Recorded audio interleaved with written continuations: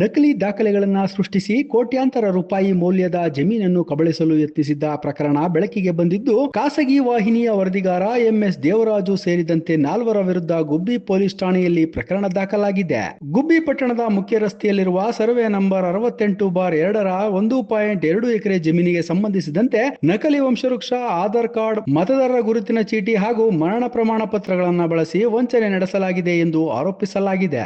ಜಮೀನನ್ನು ಕಬಳಿಸುವ ಉದ್ದೇಶದಿಂದ ಪಹಣಿಯಲ್ಲಿ ಬರುತ್ತಿದ್ದ ಜಯಮ್ಮ ಕೋಮ್ಲೇಟ್ ಹನುಮಂತರಾಯಪ್ಪ ಹೆಸರಿನಲ್ಲಿ ಇರುವುದನ್ನು ಗಮನಿಸಿದ ಗುಬ್ಬಿ ತಾಲೂಕು ಮಡೇನಹಳ್ಳಿ ಗ್ರಾಮದ ವಾಸಿಯಾದ ಎಂಎಸ್ ದೇವರಾಜು ಹಾಗೂ ಇತರರು ಸೇರಿ ಜಮೀನು ಕಬಳಿಸಲು ನಕಲಿ ದಾಖಲೆ ಸೃಷ್ಟಿಸಿ ಜಯಮ್ಮ ಎಂಬ ಮಹಿಳೆಯಿಂದ ತುಮಕೂರು ನೋಂದಣಿ ಕಚೇರಿಯಲ್ಲಿ ಕ್ರಯದ ಕರಾರು ಮಾಡಿಸಿಕೊಂಡು ಜಮೀನು ಒಡೆಯಲು ವಂಚಿಸಿದ್ದಾರೆ ಎಂದು ಕುಟುಂಬಸ್ಥರು ಆರೋಪ ವ್ಯಕ್ತಪಡಿಸಿದ್ದಾರೆ. ಏನು ಅಂದ್ರೆ ಒಂದು ಜಮೀನು ಫ್ರಾಡ್ ಆಗಿದೆ. ಅದ್ ಹೆಂಗ್ ಮಾಡಿದ್ದಾರೆ ಅಂದ್ರೆ 68/2A ನಲ್ಲಿ 1 ಎಕರೆ 2 ಗುಂಟೆ ಫ್ರಾಡ್ ಆಗಿದೆ. ಈಗ ಹಿಂದೆ ಹನುಮಂತರಾಯಪ್ಪರ ಹೆಸರಲ್ಲಿ ಇತ್ತು. ಅವ್ರ ಹೆಸರಿಂದ ಈಗ ಪೌತಿ ಖಾತೆ ಆಗಿದೆ ಜಯಮ್ಮರ ಹೆಸರಿಗೆ. ಆ ಜಯಮ್ಮರ ಹೆಸರಿಗೆ ಖಾತೆ ಆಗ್ಬೇಕಾದ್ರೆ ಗೊತ್ತಿಲ್ಲ ನಮ್ಗೆ ಏನಾಗಿದೆ ಅನ್ನೋದು. ಇವ್ರು ಪಾಣಿ ತೆಗ್ದಾಗ ಜಯಮ್ಮ ಯಾರು ಅನ್ನೋದು ಹುಡುಕಕ್ ಹೋದಾಗ ಈ ಡಾಕ್ಯುಮೆಂಟ್ ಗಳೆಲ್ಲ ಅವ್ರ ಕೈಗೆ ಸಿಕ್ಕಿದಾವೆ. ಅಲ್ಲಿಗೆ 2 ಡೆತ್ ಸರ್ಟಿಫಿಕೇಟ್ ಅವರು ಫೋರ್ಜರಿ ಮಾಡಿದ್ದಾರೆ. ಆಧಾರ್ ಕಾರ್ಡ್ ಫೋರ್ಜರಿ ಆಗೈತೆ. ಮತ್ತೆ ಒರಿಜಿನಲ್ ಆಧಾರ್ ಕಾರ್ಡು ಸಹ ನಾವು ಸಿಕ್ಕಿದೆ. ಅಂದ್ರೆ ವೀರಭದ್ರಪ್ಪ ಅನ್ನೋದು ಹೆಸರಲ್ಲಿ ಇದೆ ಆಧಾರ್ ಕಾರ್ಡು.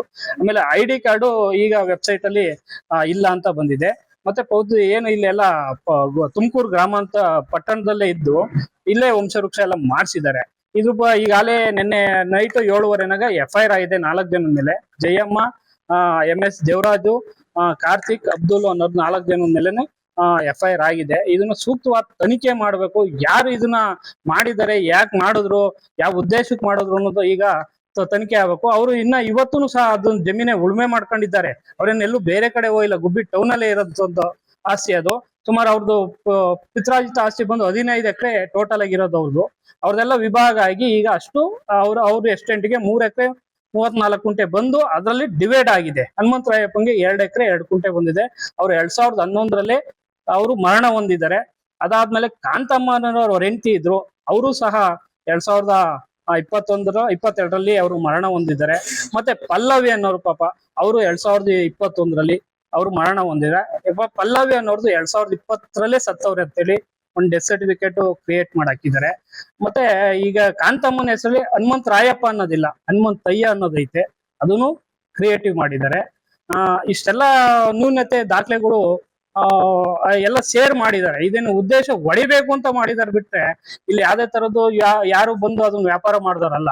ಈಗ ಯಾರು ಜಯಮ್ಮ ಅನ್ನೋರು ಏನಾಗ್ಬೇಕು ಅನ್ನೋದು ಇಲ್ಲಿ ವಿಚಾರಣೆ ಬರ್ಬೇಕು. ಯಾಕೆ ಮಾಡಿದ್ರು ಅನ್ನೋದು ವಿಚಾರಣೆ ಬೇಕು. ಅವ್ರ ಮೇಲೆ ಶಿಕ್ಷೆನೂ ಆಗ್ಬೇಕು ಅಂತ ನಾನು ಕೇಳ್ಕೊಂತ ಇದ್ದೀನಿ. ಜಯಮ್ಮ ಎಂಬ ನಕಲಿ ಮಹಿಳೆಯ ಹೆಸರಿನಲ್ಲಿ ತುಮಕೂರು ನೋಂದಣಿ ಕಚೇರಿಯಲ್ಲಿ ಕ್ರಯದ ಕರಾರು ಮಾಡಿಸಿಕೊಂಡಿರುವುದು ದಾಖಲೆಗಳ ಪರಿಶೀಲನೆಯ ವೇಳೆ ಬೆಳಕಿಗೆ ಬಂದಿದೆ ಎಂದು ಮೂಲ ವಾರಸುದಾರರಾದ ನರಸಿಂಹಮೂರ್ತಿ ಕುಟುಂಬಸ್ಥರು ದೂರಿನಲ್ಲಿ ತಿಳಿಸಿದ್ದಾರೆ.